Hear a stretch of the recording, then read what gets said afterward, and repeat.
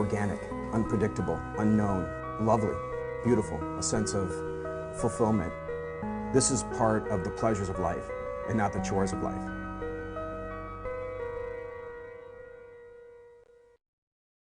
Tonight on Daily Iowan TV, billions of dollars going unused. Find out what federal program is sitting on unclaimed cash. And learn how the sound of music in your ears can damage your health. One Hawkeye team is ready to be back home in Iowa City. Find out who and more later in sports. All this coming your way next. You're watching Daily Iowan TV.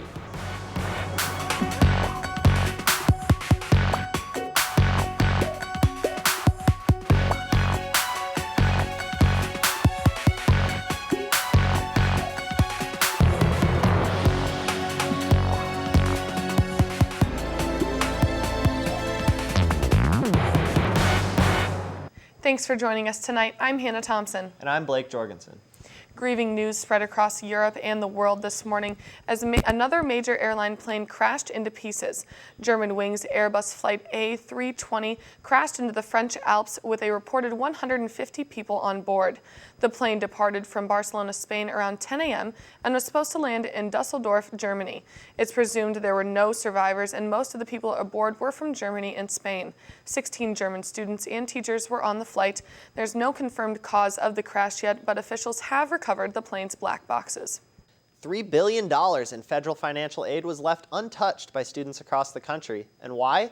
Because thousands of students didn't apply for the 2013-2014 free application for federal student aid. In Iowa's 2014 graduating class, 6,035 students qualified for federal grants but didn't receive any. After the FAFSA season ended, Iowa still had $225 million in Pell Grant money unclaimed. And with all that financial aid left untouched, one woman was stealing it. 42-year-old Suzette Cherie Timmons of Dallas, Texas, was sentenced Friday for financial institution fraud. Timmons enrolled in online classes at over 6 universities, including New Mexico State, and then withdrew after receiving thousands of dollars in aid. Timmons faces up to 2 years in prison. And last week, Iowa students headed to warm beaches during spring break, but one program here at the University of Iowa took students across the U.S. to help serve local communities. The Hawkeyes service team took 147 students to volunteer in 8 different communities, including Detroit, Denver, and Atlanta. Program coordinator Paul Minter said the program has grown significantly in its 3 years of existence, but its goal has not changed. Really, our goal is that students are able to learn how they can be community builders in any community that they go into based off of the service learning that happens during their trips. Students who took part in the program said the trip taught them valuable lessons. I think it gets people really excited about active citizenship and just having the chance to explore and relate to a community, and then also getting to know other University of Iowa students. Minter says he believes the program will be able to expand more next year and take even more students to communities in need. More affordable housing is making its way to downtown Iowa City soon. The Iowa City City Council decided on CA Ventures to construct the Rise at Riverfront Crossing building that will be located on Court and Lynn Streets at the site of the old St. Patrick's Church Parish Hall. The $102.5 million project will be a 2-tower complex with a residential tower and a hotel tower. And a couple blocks west, a new Hilton Garden Inn is coming to South Clinton Street. The Iowa City City Council voted 6-1 to allow the construction of the 12-story, 144-room hotel that will have a conference space, restaurant, and a rooftop food and beverage garden. So don't expect construction in that area to end anytime soon, as the hotel will be located across from the new Voxman Music Building. But construction across the river is almost complete at the UI Children's Hospital. Daily Iowan TV's Jack Rossi takes a look into that project. Already 3 years into development, the UI Children's Hospital next to Kinnick Stadium seems to be entering the home stretch. With most of the outside of the building nearing completion, work has begun on transferring workers to the new venue. Executive Director Scott Turner and Project Manager Jay Gooden have been working together on the development of the hospital to make sure they meet their target date. So Jay is really kind of leading the effort to make sure that we have our building enclosed by early April. And you're right, a lot of our focus now is turned to operations and transition planning, other areas that care for both adults and kids in the same location. So they've got to work through the logistics of how do you move and operate a new venue, and also change a little bit of a culture, the way that they provide their business. But one of the buildings that is not ready for operational phase is sitting underground next door. Just north and adjacent to the Children's Hospital is a new underground parking garage. It's 4 stories underground. It'll be a 650 space parking garage, and that project's working concurrently with the Children's Hospital. According to Turner and Gooding, the $292 million project is on track for its summer 2016 date. Reporting from the UI Hospitals and Clinics, Jack Rossi, Daily Iowan TV. The controversy over school start dates is now settled. The state will keep control of start dates, and August 23rd is the earliest day school districts can begin class. The Iowa House of Representatives approved the start date today, and the Iowa Senate will consider the proposal. August 23rd is a compromise between lawmakers and Governor Branstad, who didn't want to set an early August start date. And still to come, learn how listening to music through your headphones can cause more harm than good. And in sports, we go inside Pro Day. See what Hawkeye football athletes are making moves. You know, guys, it's probably a good thing they're having Pro Day at the indoor practice facility because it's been a little chilly lately. I know, it's kind of like we have our own little winter blast. Tanner, what is going on? I agree, guys. We haven't been having the temps we've wanted lately, especially after the great week of weather we had last week. But rest assured that the temps are going to climb back up come this weekend. But first, we have a very cloudy day ahead of us tomorrow. The morning starting out at around 35 degrees, and as we head into the afternoon, temps will move into the upper 40s.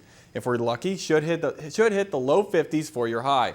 And into the evening hours, we are going to have a lot more cloud cover, but after tomorrow, skies will clear off. Your extended forecast shows the sun's going to be out Thursday and Friday, but some temps in the low 40s. Then the weekend looks to heat things up as you can expect partly cloudy skies, and we might see the low 60s for your high on Sunday. That's a look at your extended forecast. Hannah and Blake, back to you two. News from the White House, the U.S. will keep over 9,000 troops in Afghanistan through the end of the year, rather than reducing to about 5,000 troops as planned. Afghanistan's President Ashraf Ghani made it clear to President Barack Obama that the original withdrawal timeline could jeopardize security as Afghan forces continue to fight back against the Taliban and al-Qaeda. The Obama administration plans to completely withdraw troops by the end of 2016. 2 years after undergoing a double mastectomy to cut her cancer risk, actress Angelina Jolie has undergone surgery to remove her ovaries and fallopian tubes too. She broke the news in a New York Times column she wrote today. Jolie carries a mutation of the BRCA1 gene, increasing her risk of developing breast and ovarian cancer. Jolie said she planned her latest preventative surgery for some time now. Now, we all know that listening to loud music for long periods of time can damage our hearing, but what role do headphones play? Daily Iowan TV reporter Hannah Adamson has the story. All over campus, many students use headphones and earbuds to listen to music as they walk to class or do homework.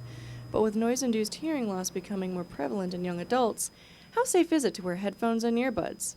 Justin Charvat, a junior communications student, says he first realized the dangers of wearing headphones when he bought a brand new pair last year. They say like, oh, if you could turn them up to this level, like it's actually like dangerous, and there's warnings, even though it's still a level you can turn them up to anyways. Danielle Kelsey, clinical associate professor at the Wendell Johnson Speech and Hearing Center, says 10 to 15% of young adults suffer from noise-induced hearing loss and encourages students to wear earplugs and safer earbuds in order to prevent permanent hearing loss at a young age. They can be mechanically broken, they can be metabolically overworked, and the nerves, once damaged, don't come back. It's clear that listening to music at high levels can permanently damage your hearing, but hearing loss isn't the only side effect of constantly wearing earbuds. Before earbuds were a big thing, you couldn't just like sit there on a bus and look down at your phone and be totally blocked out. You're not looking at what's around you as much. People they see someone they kind of know, they look down at their phone. Wearing earbuds can have both physical and social consequences, but keeping the volume down and listening less often can ensure happy listening for days to come. Reporting from downtown Iowa City, Hannah Adamson, Daily Iowan TV. Even though it may not feel like it outside, spring sports are here. That's right, Blake. Iowa baseball is welcome back home after being on the road for an extended amount of time. Let's toss it over to our sports staff who has more. Thanks, Blake and Hannah. Inside the Daily Iowan TV Sports Studio, I'm Laura Belanda. And I'm Taylor Bartz. The Iowa football team's Pro Day took place here in Iowa City at their brand new indoor facility. That's right, and all 38 of the Hawkeye seniors participated in Pro Day, an event that is set up just like the NFL Combine. I had a chance to catch up with some of those seniors following their workouts. Check it out.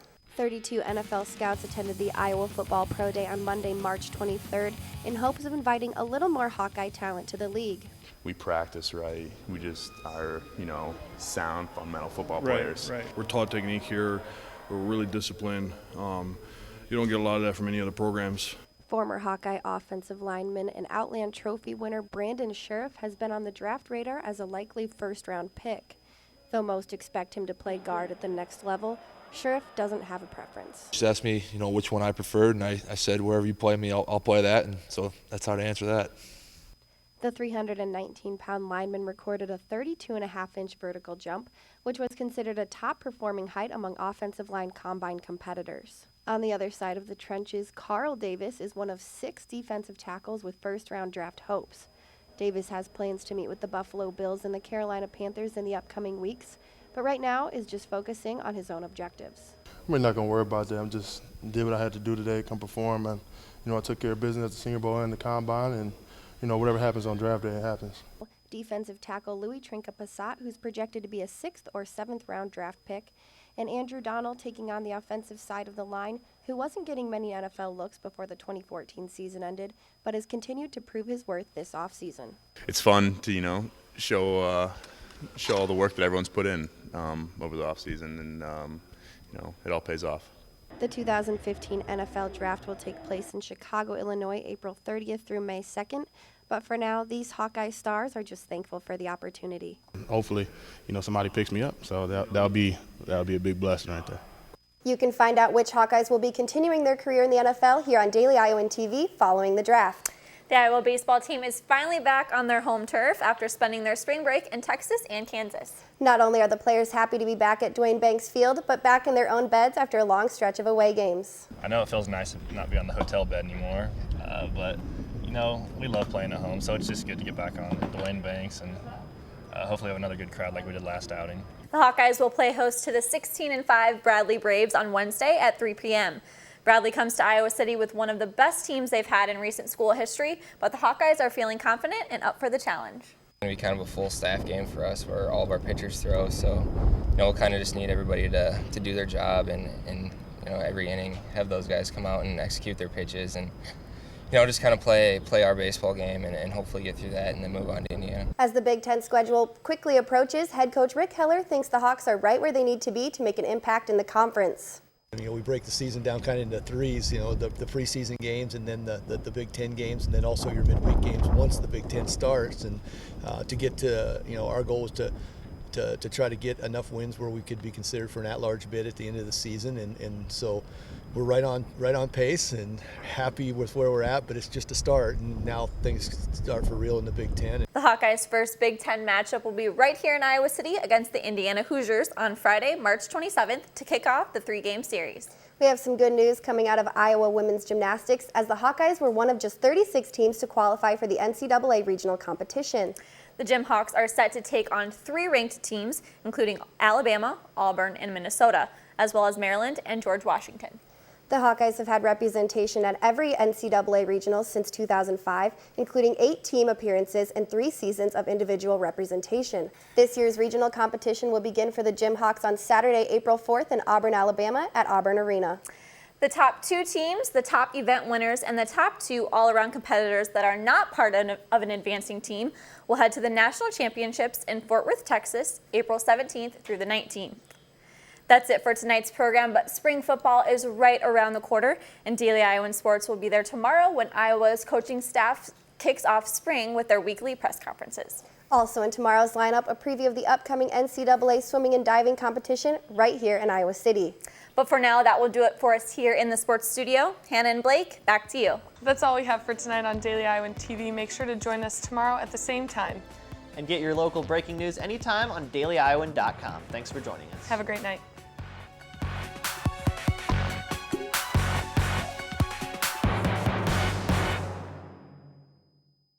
Can't pick up a copy of the Daily Iowan? Are you worried about how you're going to find out about the latest news in Iowa City and the University of Iowa? Well, look no further. You can download the Daily Iowan mobile app on your iPhone for the area's best news coverage. And you can also read and watch us on your iPad. You can always find current and past Daily Iowan stories at dailyiowan.com.